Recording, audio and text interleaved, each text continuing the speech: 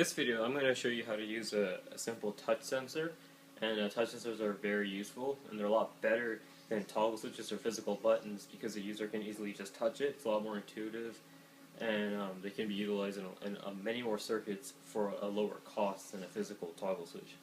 So there's two types of touch sensors. There's resistive, and then there's capacitive. So in resistive, you have 2 points. And when you put your hand across them or your finger or whatever, you basically create a resistance in between the 2 points. And the circuit will read that and then evaluate that you touched it. So that's basically how a resistive one works. And a capacitive one works where you have one thing to touch, and when you touch it, you increase the capacitance because the human body acts like a capacitor because our skin is like an insulator and our organs and blood and all that's like a conductor. So we basically act like a capacitor, and you only need 1 point for this. So that's one inherent benefit, that in a capacitive touch switch you only need one probe to touch. Capacitive sensors are generally a lot harder to implement, but thankfully I found out about one integrated circuit from Atmel, and it's called the AT42QT1012.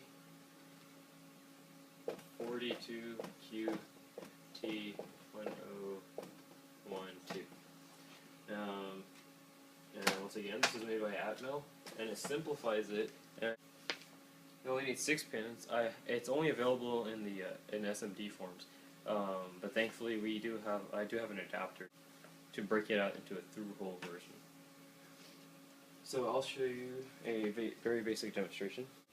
Alright, so this is the integrated circuit I was talking about, the AT42QT1012. It's really small. It's a little black thing right there. And I've soldered it onto a breakout, so I have it in pins which can stick into the breadboard easily.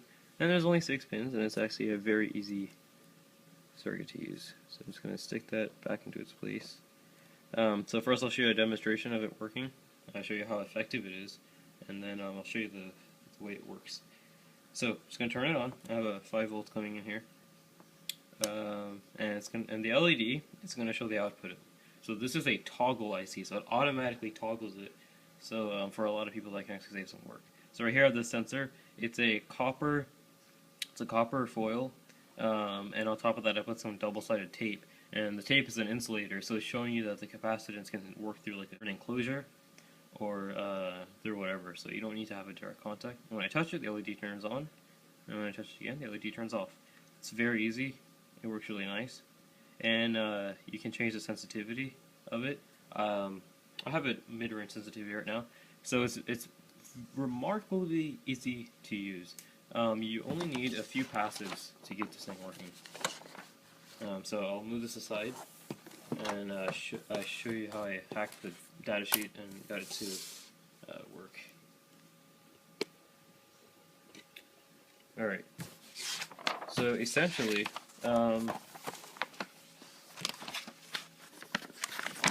this is the diagram, and I read through all the 20-something pages of it, and I found out how to use it for my use, and I have it configured to the way I want it. There's different configurations.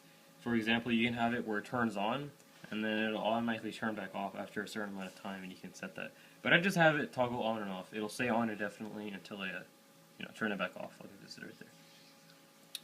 So you have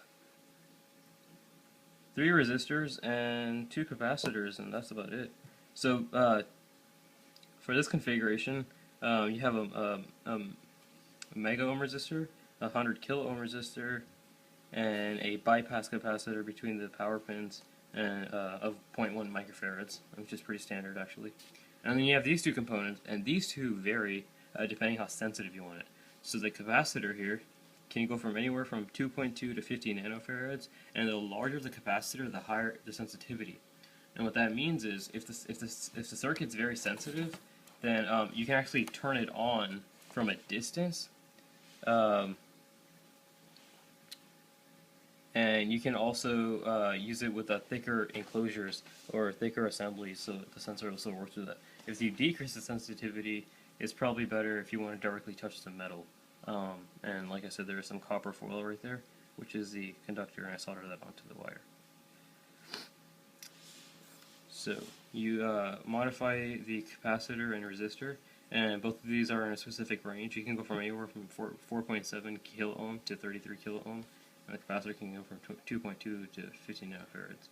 So in my configuration, I have the capacitor CS set at 20 nanofarads, and the resistor, the sense resistor, set at 4.7 kilo ohms.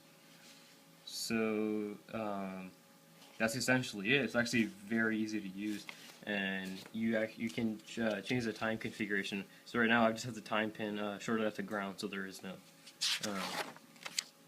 time. So it's actually very easy to use. All right, I took apart the circuit from the breadboard, and as you can see, we have a completely blank breadboard now. So we only have a few passive components. That's what's really nice about this integrated circuit. It takes care of all the hard work. I have two filtering capacitors. This is the bypass capacitor, the 0.1 microfarads, which goes right across the IC. This is just a 10 microfarad one I optionally put. It's not required, but I put it there because I noticed it's a lot more stable that way. This is what directly connects to the circuit. I have the sensing capacitor, the sensing resistor, and then I have two pull-down resistors. This is 100 kilo ohm, and this goes to the output of it, and it pulls it down to ground. And this is the 1 mega ohm resistor, and this goes from the sense pin to ground. And then right here I have soldered on the IC onto a little PCB to break it out so I can use it on a breadboard. And then right here for the output I have a resistor, 1 kilo ohm resistor, and a green LED just to show you the output stage. Okay, and then I have some jumpers. So to start, I'm just going to start off with the power. And I'm just doing this for people who are new to electronics and they just want to experiment. But if you're a bit more advanced, then you probably don't need this part. You can probably just get that schematic and run off with it. So first you're going to start off by putting the power. So then I'm going to put the adapter with the integrated circuit, and I have it where it goes 1, 2, 3, 4, 5, 6. And when you do that, if you use one of these SOT23 adapters, make sure, you probably can't tell on camera, but there's a little dot. Make sure it's at the top left. So break it out, so 1, 2, 3, 4, 5, 6. Okay? So just stick that in there. And first we're going to connect power. So the positive, the VDD, is pin 5 on here. So we're just going to get a little jumper and break pin 5 out to positive. Alright, so as you can see, that's pin 5, and I brought that out to power, to positive. And then you're going to break pin 2 out to ground.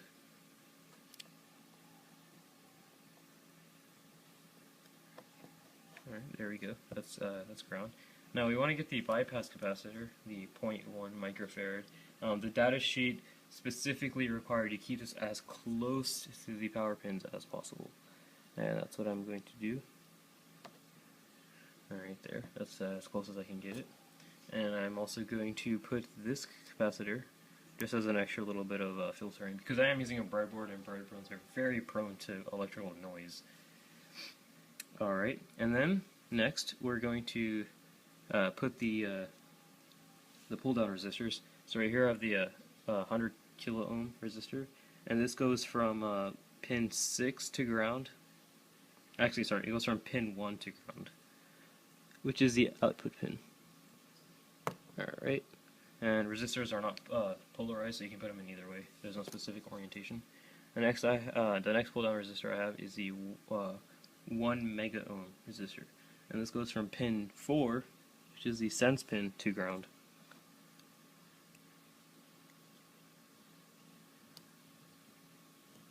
Alright, and that's there. Now we're going to connect pin 6 to ground, because we are not using the timing function. Pin 6 is the time pin, as seen in the schematic. But sadly, we are not using that today. So I'm just going to short that to ground, which will disable it. And then we just have two more passives and the actual probe. So first I'm going to put the probe. Now the probe essentially is a capacitor. So when you touch the probe, you're creating a capacitor. Your skin, and in this case also the tape I have right here, is acting like the dielectric, the insulator of the capacitor. And then the insides of your finger or whatever, and the copper tape on this situation are acting like the conductors as a place to the capacitor. So this is acting like a capacitor, and that's how it works. That's why you don't need two connections. You only need one connection to the actual circuit. So I'm just going to place it in the breadboard really nicely. And then next, we're just going to get the sensing resistor. I've chosen 4.7 kilo ohms, and I found this value just by tinkering. It didn't really say in detail which value to choose. It just said between 4.7 kilo ohm and 33 kilo ohm. So I'm just going to stick that from the probe, and then the other end is going to go to pin 3.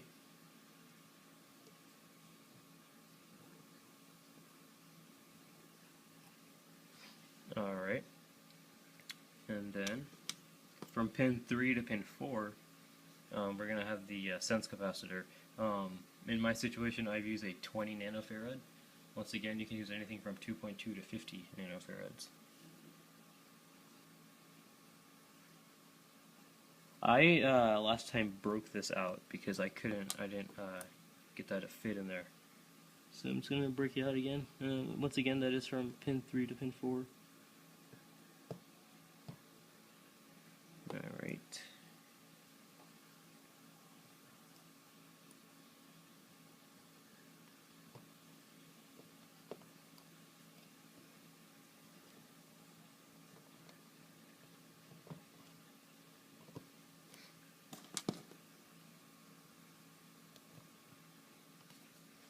Okay, and that's it. So now we just need to connect the output. So that's the input and the power, and the output, it's very simple. Pin 1 is the output, and I believe this IC can power up to sink or source 2 milliamps. So don't draw too much power to this. I'm using a green LED because they draw less power because they have a higher voltage drop. I'm trying to really keep the power consumption to a minimum so I don't damage the IC.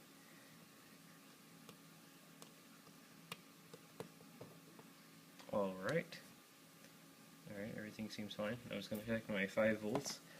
Try to keep a good, steady, constant 5 volts. Try not to have a glitchy power supply, should I say. Alright, now I'm just going to turn my power supply on, and there we go. It works. Touch it, on, off, on, off. Now my sensitivity here is actually pretty high for the circuit. As you can see, if I just get near it, it actually turns on and off. And you can change that through the capacitor. If I were to decrease the value of the capacitor, it would be less sensitive. So it would be less likely to trigger. And just to show you how sensitive it is, I'm not even going to touch it. I'm just going to turn on. See? Now, touching it obviously is a little bit more effective.